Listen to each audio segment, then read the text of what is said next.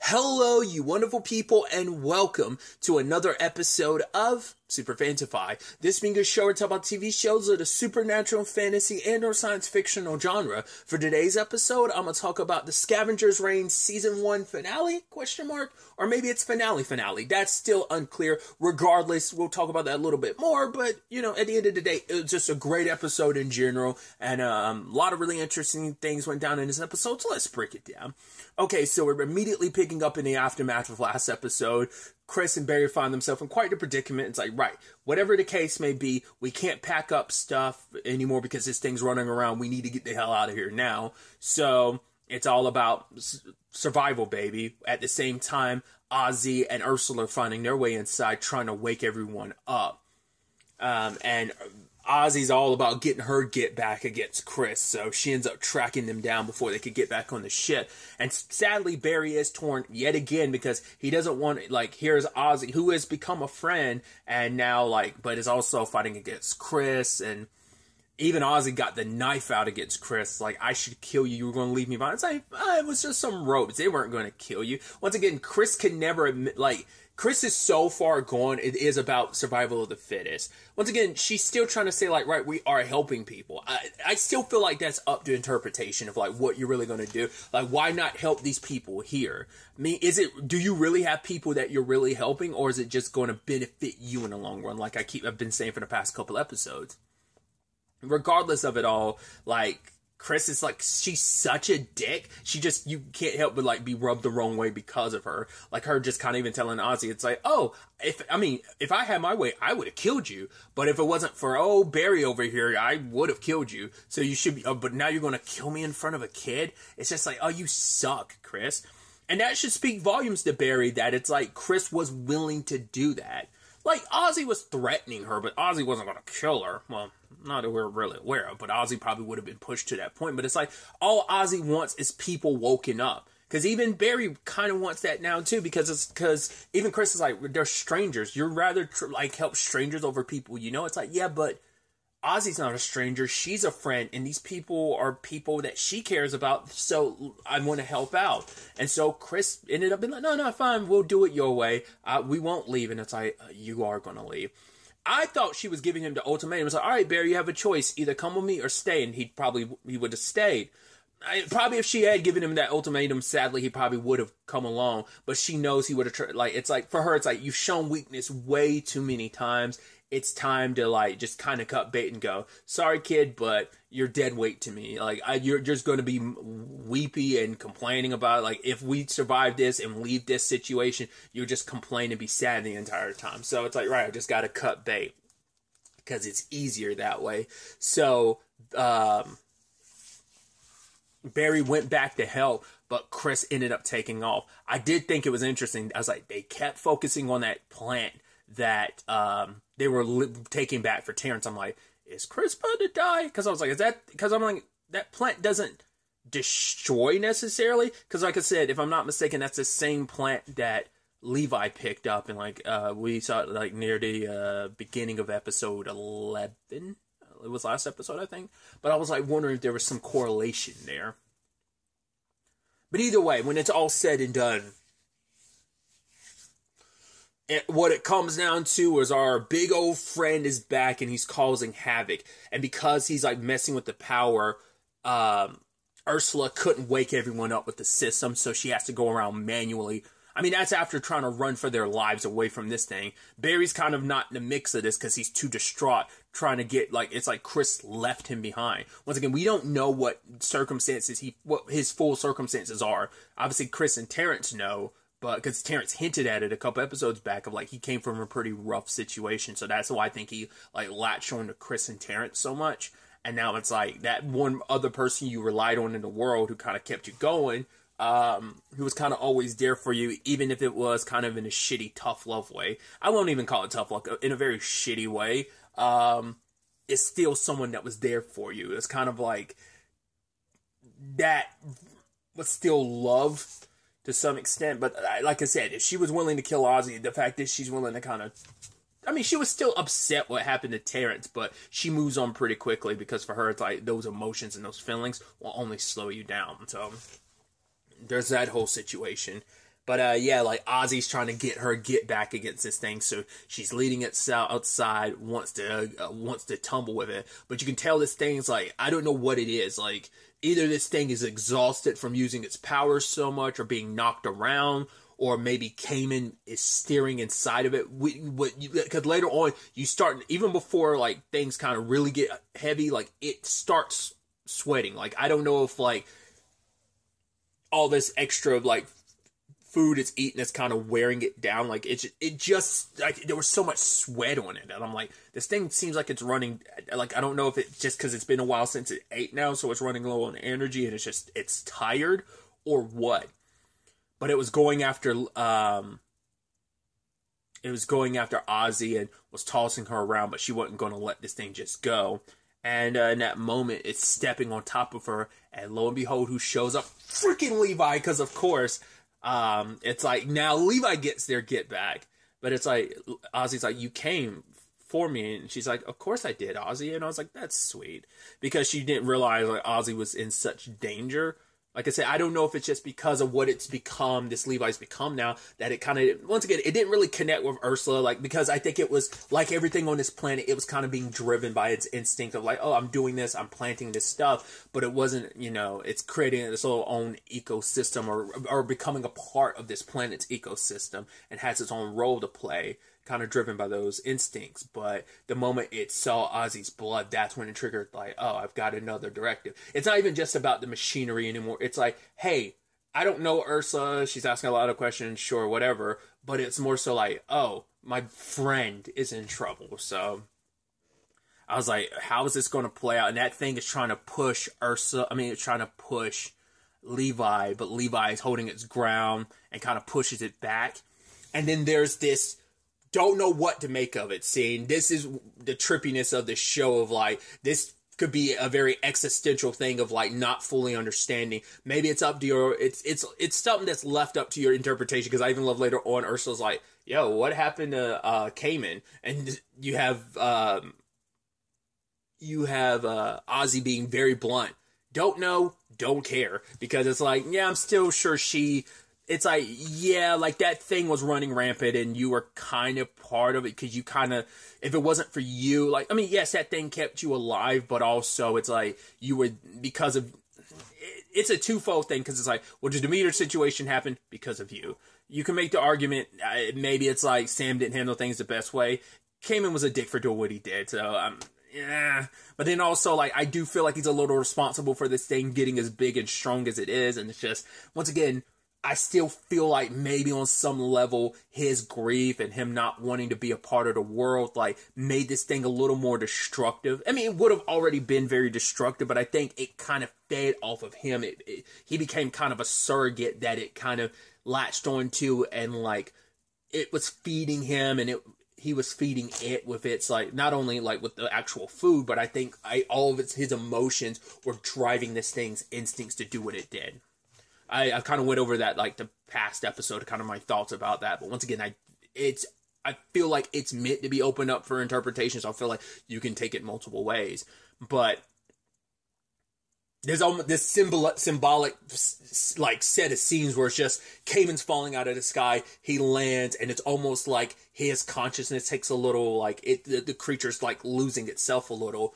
And we see all these lights and then the sun, and just see like the growth of everything on this planet, like rapidly, like seeing this ecosystem of like the life and death cycle, the circle of life that is this planet, and all these different species. And then there's this beam that comes from it, like the most anime thing ever, of like this beam comes from Levi and it starts like ripping this thing's skin off. I was like, what the hell does that mean for Cayman on the inside?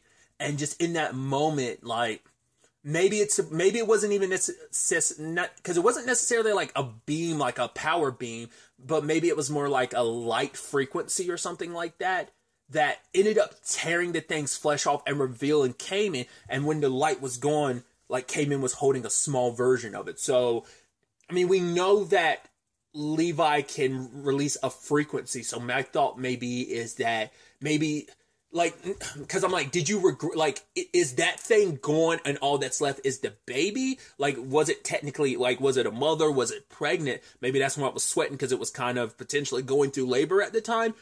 And, or is it supposed to be like the frequency made it regress? Like, maybe the big version of itself is kind of like an outer shell, and what was left of it after like blowing away all that. I'm leaning more towards, that's what I was initially thinking, like, oh, you reduce it to its original form, but now part of me is like, is that technically it's probably a baby because it was pregnant. Once again, I don't know how to interpret that. But then we had that symbolic scene yet again of like, there's a creature laying on the other side and Cayman laying on the other side of it, them facing each other. And Ozzy scares it all, and it kind of looks back one more time, because I think, once again, how much of that was just a creature's instinct doing what it was doing, and how much of was it feeding off of Cayman? You know, once again, it had become so big because of Cayman constantly feeding it, and now he no longer has his shell. And when Levi brings him back inside the ship, he curls up in a ball, because it's like, the reality of it, he has to face it now. Like, Fiona's gone, and he has to sit with kind of the shitstorm that he created, because sadly, because of the power stuff, like, they couldn't save everyone. There are people that died because they couldn't, like, wake them up. There are people that were already dead, a few, sure, but there's even a few more that died because they couldn't wake them up. And, you know, luckily, Ania's alive, and Ozzy was able to wake her up, and they're able to go around waking other people up. And the entire time, Cayman's just balled up. So it's like, what's going to happen now? You know, Barry's still here, you know, but I think he found someone else, because it's like, Ozzy is like, right, I see what you're trying to do. You're a kid that Chris kind of took advantage of. I get it. She was also like the only friend and family you had. And so don't worry. Like, I think that was kind of like the first steps to Barry being like kind of okay, you know, because he was only being what Chris kind of taught him to be. So, but we don't know how much time passes, but I mean, they're making the most of it. They don't know when, if they'll ever get rescued. They can only hope, but a lot of people are awake, and, you know, we have Ursula kind of going back to what she was doing, studying the plants, and Cayman's helping her. And I think it's so interesting. Cayman doesn't have a single line of dialogue this episode. Even Ursula be like, "Oh, thanks, Cayman. You have a knack for this." And all he does is kind of look back, and there's a creature that he ends up finding in some of like the greenery, and he ends up taking it outside. I think it's just him. I think he's probably like being quiet, because he probably wants to do stuff. Because if you notice, he's not around anyone. I mean, there's Ursula. She's kind of back to being around the plants and stuff, like what we kind of saw in a flashback. But it feels like Cayman's probably avoiding everyone else, because it's like, he knows like this is on him, and he probably found out about Sam being dead too, and maybe that's also why he wants to help Ursula, because it's like his way of trying to make up for his past transgressions in multiple ways, of like trying to give back and helping out, because of the Demeter thing and that creature thing, and now Sam being dead too, which you even see like Ursula looking through her journal, and she took Sam's key card and put it in her book, because I think that's her way of kind of keeping a little bit of Sam with her with all of this. So we even have Levi kind of, I guess, the plant life mimicked. So Levi has like little Levis running around. They're less machine and a lot more organic, but it is meant to, they are literally in the same shape as Levi. So Levi's kind of giving birth to like mini versions of itself. So, but we also see like Barry hanging out with some of the other people, just like, you know, it's like, right, we have some more knowledgeable people like Levi to help out, as well as Ozzy and Ursula in particular, who knows like a little bit of how some of the stuff on this planet works. So getting everyone acquainted is like, right, at least there's more people. They saved as many people as they could. Not everyone could be saved, but there's a lot more people that are alive now because of Ursula. And I think for her, there's a relief of like, you know, I wasn't able to fully do everything, but, you know, I hope Sam's he's looking down from that, he's able to see that this happened also because of him. And I'm sure Ursula probably would want other people to know, like, right, Sam would want to be here if he could, you know, and I'm here in his stead. So some interesting developments. And like I said, I was like, is Chris dead? And we kind of cut to the ship, and you see like some plant life growing in there. I was like, oh boy. And then another ship picks him up, and you're like, what is that about? They find their way on the ship. There's some stuff overgrown, and then they see Chris, and she's kind of dehydrated. She's like, water. I guess maybe when this plant grew, maybe it had absorbed like any water she had, maybe any like, because the ship seemed like it wasn't flying, it seemed like it was coasting, so maybe all this like plant life ended up absorbing a lot of the energy from the ship, so she was kind of stranded. It's like, yeah, your selfishness had left you all alone.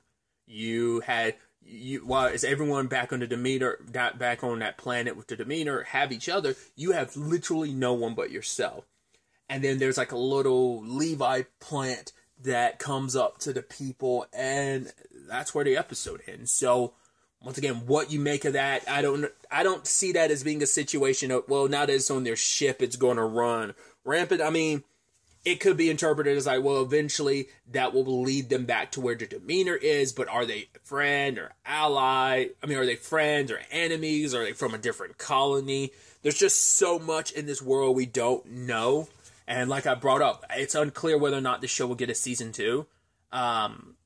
I think it's interesting. If you look on Wikipedia, it doesn't say like, oh, so-and-so to present. Usually they'll still say that, like it won't get updated that quickly. That makes me feel like even more so like this might be a one and done. It might just be this, because I thought like maybe they'd managed to get off the planet. Them still being there actually took me by surprise. I expected like Levi to stay, but them to still be here. So it's like there is room for a season 2. There's still so much of this like universe and world that hasn't been explored, and also like the aftermath. We got a little taste of this episode, but like the aftermath of all of this, and you know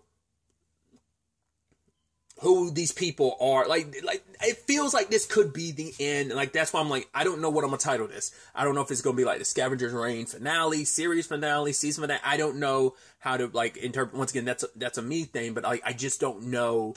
I would love a season 2, but it just feels like this is such a one and done story that it's like you told the story you wanted to tell. Like there might not be, I don't know if the creators have any intent. I mean, especially when you think, I mean, to be fair, I still haven't seen it. Like I said, I think it is on YouTube, so I might watch it afterwards, but I think I brought that up in the beginning of the season, but this was based on a short film, and then it turned into a full series. So I think the short film is like obviously quite different. It's kind of like the spark that kind of eventually grew into this series, but it's not like I don't, having not seen it, I don't know if there's like how much crossover there is, but like I'm sure like what's kind of like some, you know, like there's a lot of concepts they probably took from the short film and expanded upon in this. But either way, like even going that far is probably like, all right, we told the story we wanted to tell. Like in this, there's more story you could tell. Doesn't mean they might feel the need to tell, or maybe they won't. Who knows if they'll get the opportunity to tell? There's a lot that has to be considered. So like this could easily be a one and done, and I'd be fine with that. But I'd also like to explore this more and just see, especially with the setup there, you know. But like I said, that could just be indicative of, hey, maybe eventually they will get found, but at least they're surviving for now. And maybe it's supposed to be indicative of that little Levi thing, like Chris got picked up by someone. I don't know if those are people she's with, probably not. But yeah, like maybe they'll take that thing back, and maybe that'll cause some issues on their planet, like when it grows back. But like, because it was interested in the little torch that they had to. There's just so much, and they also had like some kind of gold skeleton statue. At first I was like, is that supposed to be a person? Like, as in like a living person? But it's like, no, maybe it's just something that they worship, like an idol? I don't know. Like, so much I don't know. There's, like I said, like I keep saying, there's so much that could be left up to interpretation. So, I don't know. We'll ultimately have to wait to see what ends up being the ultimate decision, whether this is it, or whether or not there will be a season 2. So like I said, I've kind of let my thoughts be known. I'd love to get to know yours. Like, would you want a season 2, or are you fine with this being a one and done? Let me know all your thoughts in the comments, you know, so. But I mean, if this is all we get, this is a great series. It is like it is very pretty, it's very beautiful, and there's like so much like I said, because everything's up to interpretation, it is the personification of art, of just like, it makes you feel, it makes you think, as I think all art should. And it becomes a situation of, I guess you get from it what you pull and want to get from it. So I'm still curious to see. I'm curious.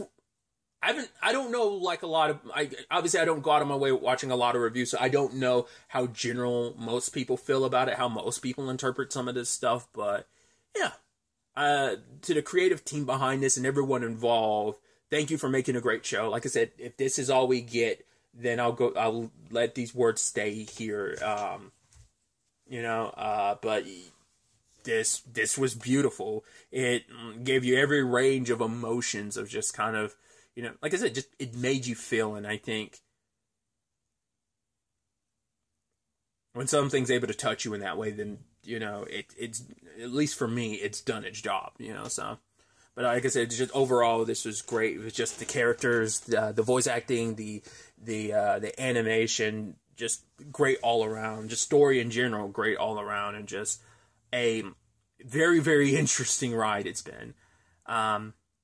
But yeah, I'm rambling, so I'm gonna stop here. But to the next time we meet, be happy, be safe, live life to the fullest, and enjoy it. Good day and good